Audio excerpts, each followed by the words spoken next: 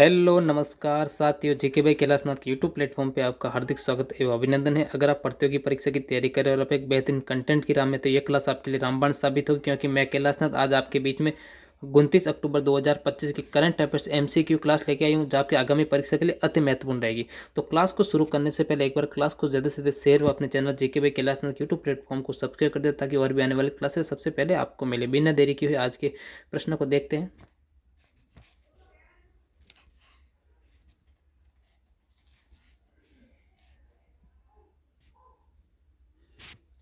प्रश्न संख्या 1। भारत सरकार ने हाल ही में electronic components manufacturing scheme ECMS के तहत पहली किस्त में कितनी राशि के निवेश को मंजूरी दी है? तो ए है 2500 करोड़, बी है 3750 करोड़, सी है 5532 करोड़, डी है 7000 करोड़। तो जिनको भी राइट आंसर आ रहा है कमेंट करें। अगर हम इसके राइट आंसर की बात करें तो जिन्होंने भी सी आंसर दिए हैं उनका करेक्ट आंसर है 5532 करोड़ रुपए। आपको याद रखना है। आगे समझ में बढ़े नेक्स्ट प्रश्न की ओर। प्रश्न संख्या 2। किस राज्य मंत्रिमंडल ने हाल ही में 3 नए विभाग विदेशी प्रत्यक्ष निवेश एफडीआई, प्रवासी भारतीय मामलों और अंतर्राष्ट्रीय संपर्क बनाने की मंजूरी दी है? ए है गुजरात, बी है तमिलनाडु, सी है महाराष्ट्र, डी है कर्नाटका। तो जिनको भी राइट आंसर आ रहा है कमेंट करें। अगर हम इसकी राइट आंसर की बात करें तो जिन्होंने भी सी आंसर दिए हैं उनका करेक्ट आंसर है महाराष्ट्र। आपको याद रखना है। आगे समझ में बढ़े नेक्स्ट प्रश्न की ओर। प्रश्न संख्या 3। चक्रवात मोंथा किस भारतीय राज्य के तट की ओर बढ़ रहा है? ए है उड़ीसा, बी है आंध्र प्रदेश, सी है पश्चिम बंगाल, डी है तमिलनाडु। तो जिनको भी राइट आंसर आ रहा है कमेंट करें। अगर हम इसकी राइट आंसर की बात करें तो जिन्होंने भी बी आंसर दिए हैं उनका करेक्ट है आंध्र प्रदेश। आपको याद रखना है। आगे समझ में बढ़े नेक्स्ट प्रश्न की ओर। प्रश्न संख्या 4। हाल ही में डोनाल्ड ट्रंप और सी जिनपिंग की बैठक में रेयर अर्थ मिनरल्स और टैरिफ पर चर्चा होगी। विश्व में रेयर अर्थ खनन का लगभग 70% और प्रसंस्करण का 90% किस देश के नियंत्रण में है? ए है अमेरिका, बी है ऑस्ट्रेलिया, सी है चीन, डी है भारत। तो जिनको भी राइट आंसर आ रहा है कमेंट करें।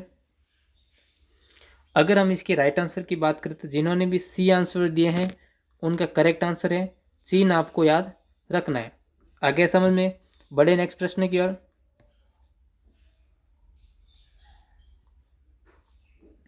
प्रश्न संख्या 5। अक्टूबर 2025 में ब्रेस्ट कैंसर अवेयरनेस मंथ का WHO द्वारा घोषित विषय थीम क्या है? तो ए है रोकथाम और आप, बी है स्वास्थ्य के लिए एकजुट, सी है हर कहानी अनोखी, हर यात्रा मायने रखती है, डी है जांच से जीवन बचता है। तो जिनको भी राइट आंसर आ रहा है कमेंट करें। अगर हम इसके राइट आंसर की बात करें तो जिन्होंने भी सी आंसर दिया है उनका करेक्ट आंसर है हर कहानी अनोखी, हर यात्रा मायने रखती है। ये आपको याद रखना है। आगे समझ में बढ़े नेक्स्ट प्रश्न की ओर।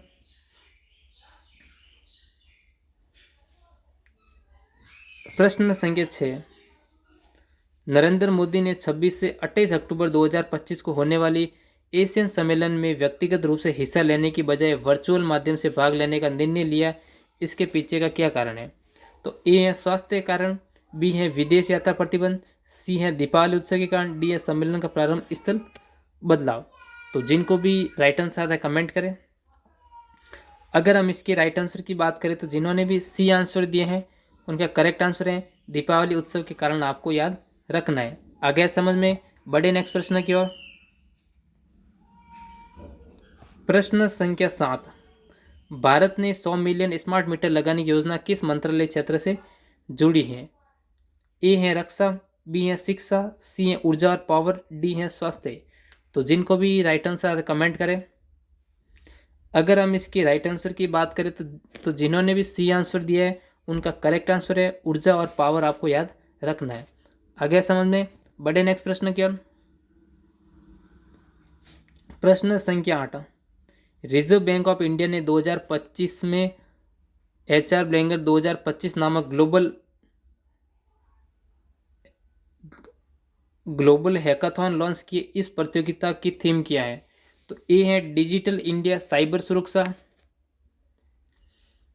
बी है बैंकिंग और ई चैन, सी है secure banking power bye identity integrity and inclusivity, D है आर्टिफिशियल इंटेलिजेंस और फाइनेंस। तो जिनको भी राइट आंसर आ रहा है कमेंट करें।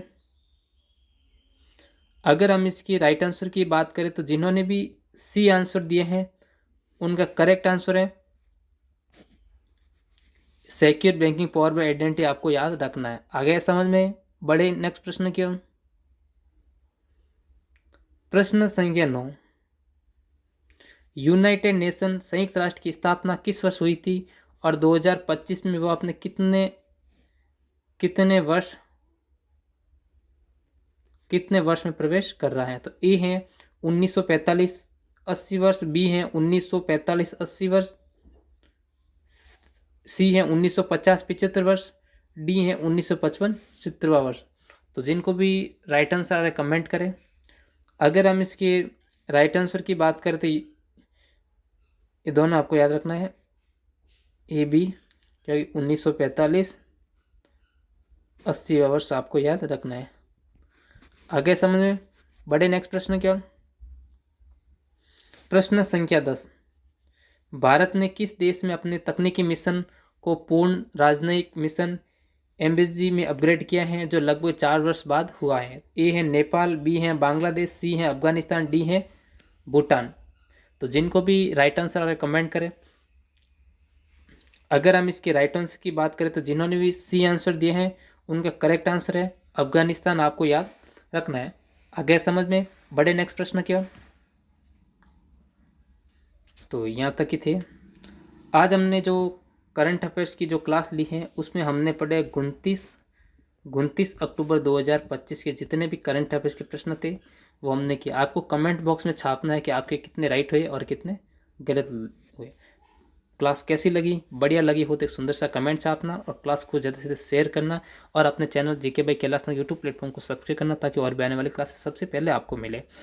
अगर आप हमारे सोशल मीडिया ऐप से नहीं जुड़े हैं तो आज ही जुड़े। हमारी इंस्टाग्राम आईडी है जिस नाम से चैनल है जीके बाई कैलाशनाथ, उसी नाम से अपने इंस्टाग्राम आईडी है, उसी नाम से अपना टेलीग्राम चैनल है। डिस्क्रिप्शन में लिंक पड़ी है, वहाँ जाके आप ज़रूर जुड़े। आज के लिए इतना ही। बाय बाय, जय हिंद, जय भारत। मिलते हैं कल नेक्स्ट क्लास में।